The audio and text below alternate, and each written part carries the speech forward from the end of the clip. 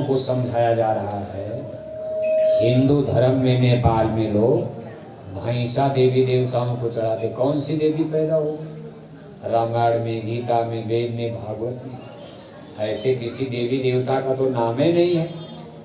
देवी देवता तो शाकाहारी होते हैं। देवी देवताओं को फल चढ़ाया जाता है, मिठाई चढ़ाई जाती है, बेल पत्र चढ़ाया जाता है, पुष्प चढ़ाया जाता है, धूप अगरबत्ती मोम चढ़ाई जाती, सुगंध का हार होता। देवी देवताओं को मांस और शराब, ये तो भूतों का, राक्षसों का भोजन है। देवी देवताओं का तो राक्षस की पूजा करके राक्षस बनना चाहते हो। इसलिए सब चीजें गंडमड्ड हैं। इन चीजों को अंधविश्वास, आडंबर और पाखंड की श्रेणी में माना जाता। सारा समाज, सारी जनता देखो इसी में भटक गई। जब आपको उधर से छुड़ाया जाएगा, अरे कहोगे भैंसा नहीं चढ़ाएंगे, आज देवी ने सपना दे दिया। सपना तो देगा, भूत तो सपना देता ही है। खोपड़ी पर चढ़ेगा, डंडा बजाएगा, तूने हमारी पूजा बंद कर दिया, अब हम तुम्हारे घर का नाश कर देंगे। आप कह देना नाश कर दो। एक बार दो बार डरवाएगा, लेकिन संतों से बड़ा भूत प्रेत नहीं होते। आप बेफिक्र रहना, कोई डरना उड़ना मत। आप थोड़ा आपको डरवाएंगे, धमकाएंगे। सही रास्ते पर जब चलोगे, तो सही रास्ते पर चलने में बाधा तो आती है। रिश्तेदार, दोस्त, मित्र, आपके अगल बगल के लोग भी नहीं जाने देना चाहते। तो भाई जो कोई सतमार्ग प्रतिपालन, आप अपने भी रास्ता भटकते और दूसरे को भी भटकाने की कोशिश करते हैं। जो सतमार्ग पर चलता है, आवत ईश्वरत कठिनाई, राम कृपा बिनाए न जाए। आप सतमार्ग पर चलोगे तो आपके दोस्त, आपके मित्र सब विरोधी हो जाते। जैसे पियक्कर की गोल में रहते सब खुश, आज आपने शराब छोड़ दिया, अब आपके सभी दोस्त हैं आपसे नाराज होने लगेंगे।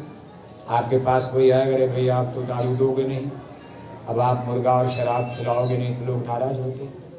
लेकिन एक बार कस करके आप देखो तो धीरे धीरे कितना आपको लाभ मिलेगा, कितना आपका भला होगा। घर में, परिवार में सुकून शांति आएगी। चूल्हे पर मुर्गा पकाओगे, करोड़ों की कोठी बनाए हो और वो चूल्हे पर मुर्गा पकाओगे तो घर में भूत ही तो बसेगा। जहाँ मुर्गा जलता वहाँ भूत बसते। इसलिए अपने घर को श्मशान घाट क्यों बनाते हो? अपने घर को भूतों का अड्डा क्यों बनाते हो? घर को शुद्ध करो, पवित्र करो और फिर उस चीज़ को जानो जिसके लिए आपको मानव जन्म मिला। मानव जीवन के मूल लक्ष्य को समझ जाओ। यही धर्म और अध्यात्म का फंडामेंटल प्रिंसिपल, मूल तत्व है, सिद्धांत है, अपनी आत्मा का कल्याण करना। कुल मिलाकर के दुनिया में जैसे भी रहो, आप इंजीनियर बनकर जियो, डॉक्टर बनकर जियो, राजा बनो, प्रजा बनो, हिंदू बनो, मुसलमान बनो, अमीर बनो, गरीब बनो, जीवन तो जीना है और एक दिन मरना भी है। लुढ़कते पढ़कते तो जिंदगी बीत जाएगी, लेकिन मौत के बाद क्या होगा, इस पर भी आपको विचार करना है कि मरने के बाद शरीर तो मर जाता, लेकिन आत्मा अमर है। स्पिरिट, जिसको जीवात्मा कहते हो, अमर है। मौत के बाद भी, शरीर के मरने के बाद भी जीव नहीं मरता। साहब कबीर ने कहा, हम न मरे मरी हैं संसारा। कहा महाप्रलय आएगी, धरती नष्ट हो जाएगी, सूरज चंदा तारे सब विनष्ट हो जाएंगे, महा हिमालय राख मिट्टी बनकर धो धो करके आसमान मुड़ जाएगा, लेकिन हम नहीं मरेंगे। धरती मिटेगी, ब्रह्मांड मिटेगा, सब मर जाएगा, लेकिन हम न मरें। हम माने जीव। अब साहब कबीर कहते, भाई मेरा शरीर भी मर जाएगा लेकिन मैं नहीं मरता हूँ। इसी को भगवान के ने कहा, अर्जुन युद्ध करो, आत्मा कभी नहीं मरती। धनंजय युद्ध करो, आप कभी नहीं मरते हो। नैनम छिंदंती शस्त्राणी, नैनम दहत पावका, न चैलम क्लेदियंताप, न शोषित मारता। इस आत्मा को कोई हथियार काट नहीं सकता, कोई अग्नि जला नहीं सकती, कोई पानी गला नहीं सकता, कोई हवा इसको सोख नहीं सकती। हे अर्जुन तू युद्ध करो, आप अमर हो, शरीर तो मरने मरना है, नहीं युद्ध करोगे तब भी मरोगे। अब आप दिन रात 100 बंदूक आगे 100 बंदूक पीछे लेकर चलो, लेकिन जिस दिन मरना है मारे जाओगे। आखिर अगर ऐसा ना होता तो राजाओं के पास कितनी बंदूकें थी। आपके नेपाल में राजशाही चलती थी, बड़े बड़े नेपाल नरेश राजे महाराजे रानी सब लोग बंदूकों के साए में पहरे में बॉडीगार्ड। लेकिन जिस दिन मौत आकर खड़ी हो गई, कहा एक राजा था एक रानी, और मर गए राजा मर गए रानी हो गई खत्म। सब राजा रानी गए, कहाँ गए लोग? चले गए, सब चले गए। अब मान लो राजा रानी का राज गया, अब प्रधानमंत्री आ गए, राष्ट्रपति आ गए, उसमें भी कितने मर गए, और जो चले वो भी मर जाएंगे।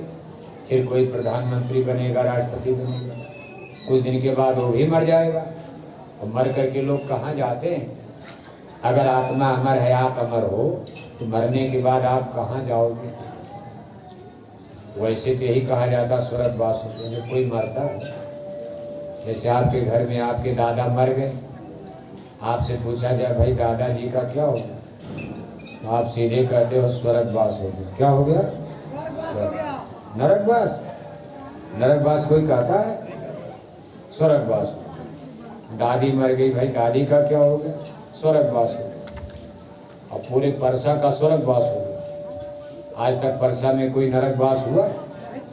सब लोग एक गाना गाते हो, स्वर्गवास स्वर्गवास स्वर्गवास। दादा 2 कुंतल मछली खाकर मर गए, पूछो क्या होगा? स्वर्गवास। दादा सारी जिंदगी शराब पिए, बुद्धि पागल किया, बहन बेटियों की इज्जत आबरू लूटा गंवाया, मर गए, पूछो क्या हो गया? का स्वर्गवास। अगर इसी तरह सब लोग स्वर्ग चले गए तो भगवान का नरक तो खाली पड़ा होगा। कोई नरक भेजा है आज तक? सब कहते स्वर्गवास स्वर्गवास स्वर्गवास। अच्छा करो स्वर्गवास, बुरा करो स्वर्गवास, पुण्य काम किया स्वर्गवास, पाप कर्म किया स्वर्गवास, सब स्वर्गवास। तो स्वर्ग में तो जगह नहीं, नरक बिल्कुल खाली। लेकिन ऐसा नहीं होते तो हम आप सोचते कैसे करें दादा का नरकवास हो गया। अपने से आप तो शुभ काम, हम अच्छा ही तो सोचेंगे भाई दादा दादी स्वर्ग चलेंगे। लेकिन देखो संत क्या कह रहे, जिनके पास त्रिकाल नेत्र है, दिव्य दृष्टि है, शिव नेत्र है, अंतर्दृष्टि है, अंतर जगत में झांक कर देखते हैं जीव माँ के गर्भ में कैसे उतरता, मौत के समय कैसे निकाला जाता, कहाँ इसको ले जाया जाता है, ये सब संतों को उनके राडार में दिखाई देता। अब इसीलिए वो बताते, इसलिए किताबें लिख कर गए कि आप इसको पढ़ोगे तो समझोगे। तो देखो संत महापुरुष क्या कह रहे हैं कि भाई ये स्वर्ग नहीं, मौत के बाद जीव पहले कहाँ जाता है? कहा यमपुर जाए जीव पछताएं, यम के 2 दिन बहुत शताएं। मौत के बाद सबसे पहले जीवों को यमपुरी ले जाया जाता। कोई मरे, राजा प्रजा अमीर गरीब, क्यों बाबू आप तैयार हैं? कहा तैयार हैं ना? मरना कौन चाहेगा बताओ? जब बाबू साहब बुढ़ापे में बोरा पहले नहीं तैयार है। मरना तो जानवर चिड़िया पक्षी भी नहीं चाहते, लेकिन मरना है। सही बात यही, मरना है, न चाहो तब भी मरना है। बुढ़ा आदमी चारपाई पर पड़ा है, वो भी नहीं मरना चाहता। रोज बहू जो है डांट रही है, तब भी बुढ़िया सास नहीं मरना चाहती कि अब की नाती की शादी पड़ी है, मई महीने में जरूर देखकर एक बार दिखा देना। भले बहू रोज डांट रही, पीट रही, रोक कूट रही, न कोई टट्टी उठाने वाला, न चारपाई पर पेशाब उठाने वाला, 2 जून की रोटी नहीं बहू देती है, फिर भी बुढ़िया बेचारी की ममता देखो, मरना नहीं चाहती। यही जगत की भूल है, यही अज्ञान है। मोह सकल व्याधिन कर मूला, यही मोह मूल रूप से दुख का जड़, यही बुनियाद बना हुआ है। अगर इसको आप तोड़ दो झटके से, कौन बेटा कौन बेटी, कौन रिश्ता कौन नाता, कौन दोस्त कौन मित्र, ये संसार ही बिल्कुल झूठा है। ये तो हम यहाँ भूल भुलैया में अनेक दिशाओं से उड़ करके पक्षी पेड़ की डाल पर बैठ जाते हैं, पेड़ गिर जाता है, पक्षी अलग अलग दिशाओं में उड़ जाते हैं, कोई पूरब उड़ गया, कोई पश्चिम उड़ गया। ऐसे ये संसार रैन बसेरा है।